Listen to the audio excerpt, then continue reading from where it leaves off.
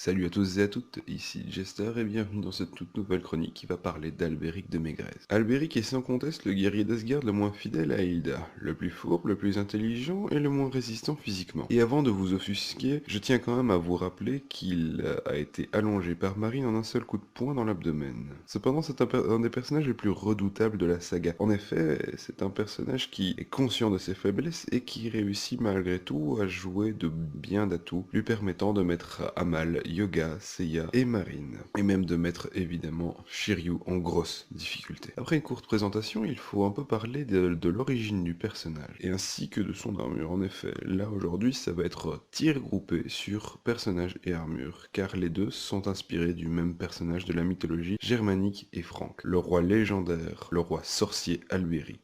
Albéric était d'ailleurs un roi Nibelungen. Albéric signifie roi elfe en ancien germain. C'est un manipulateur de génie, manipulant son frère Mime, son fils Hagan ainsi que Siegfried. A l'aide de son frère, Albéric aura créé des objets magiques notables, l'anneau des Nibelungen, ainsi que le Home des Nibelungen, permettant à son porteur de se transformer, ce qui aura permis au géant Fafnir de se transformer en dragon et de s'emparer du trésor des Nibelungen. Mais ça, j'en reparlerai plus tard. Albéric ne rêve que d'une chose, retrouver la gloire de son peuple qui était asservi par les dieux, puis chassé de leur terre. Albéric restera devant la grotte où se cache Fafnir, en attendant que l'élu arrive pour vaincre le monstre. Une histoire narre aussi le nain Albéric, qui rencontra un jour les Nyx, les gardiennes de l'or du Rhin, et tenta de les séduire, mais il fut ridiculisé tant il était repoussant. En même temps, elles lui révélèrent qu'elles étaient les gardiennes de l'or du Rhin, et lui expliquaient que s'il renonçait à l'amour, il obtiendrait toute richesse. Albéric y renonça et déroba l'or du Rhin. Mais l'affaire remonta jusqu'aux oreilles d'Odin, le roi des dieux, qui se retrouva dans une fâcheuse posture car il avait promis l'or du Rhin aux géants pour payer la construction d'Asgard.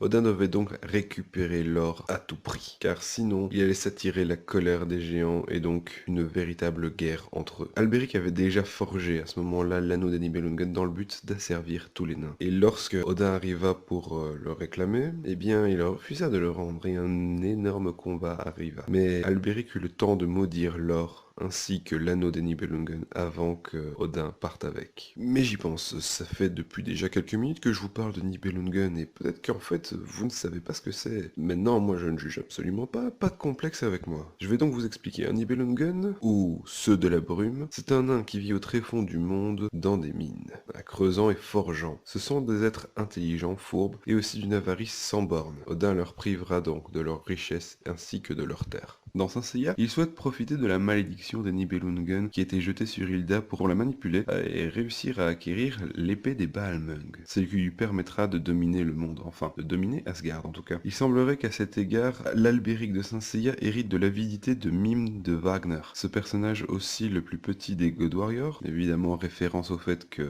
son ancêtre était un nain. La God Robe du God Warrior a aussi un aspect assez particulier, représentant un démon avec des améthystes, mais surtout représentant quelqu'un de petit. Quelqu'un de petit, un nain, tout simplement. Cette God Robe représente Albéric. Je tiens aussi à préciser que l'attaque Natural Unity fait allusion au pouvoir que les nains ou les elfes nordiques avaient sur la nature. Tiens, je tiens à préciser que les elfes nordiques et les nains, eh bien, c'est sensiblement la même chose. C'est pour ça que son nom est roi des elfes. Niveau relationnel, là, c'est le néant. Ce mec est un véritable antisocial. On sait juste que lui et Siegfried se vouent une méfiance mutuelle et qu'il veut récupérer l'honneur de son ancêtre en affrontant l'élève de Doko, donc une rivalité envers Shiryu.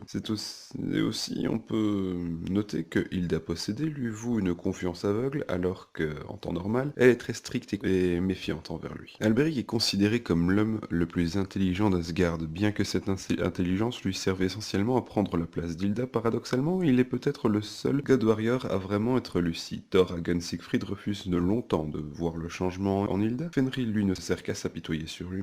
Mime se cache derrière l'assassinat de son père. Sid feint d'ignorer l'existence de son frère. Bud refuse d'admettre qu'il aime son frère. Albéric, lui, reconnaît sans la moindre gêne face au sein qu'il compte trahir Hilda, s'emparer de son pouvoir. Dans le registre de l'honnêteté, ce God Warrior est très conscient qu'il est très faible au niveau martial. D'ailleurs, c'est l'un des seuls antagonistes, si pas le seul, à être sûr de ne pas être invincible de par sa force physique. Pour pallier à ça, il emploie des techniques plutôt fourbes et indiscutable. Pour lui, tous les moyens sont bons pour gagner, allant vers des coups bas, tels que le chantage sur la vie des chevaliers, qu'il emprisonne dans des cercueils d'améthyste. Son sens tactique est certain, et il se débrouille toujours pour amener ses adversaires aux endroits où il a le plus d'atouts, comme par exemple la souche, où il cache son épée, ou ne serait-ce que la forêt pour qu'il puisse utiliser Nature Unity. Le moins que l'on puisse dire, c'est qu'effectivement, ces méthodes sont discutables. Par contre, elles donnent de véritables résultats, lui permettent de mettre à terre 3 adversaires, et presque 4 avec Shiryu, ce qui lui prodigue le plus beau palmarès parmi les God Warriors. Et voilà, c'est fini pour Albéric. Encore merci d'avoir regardé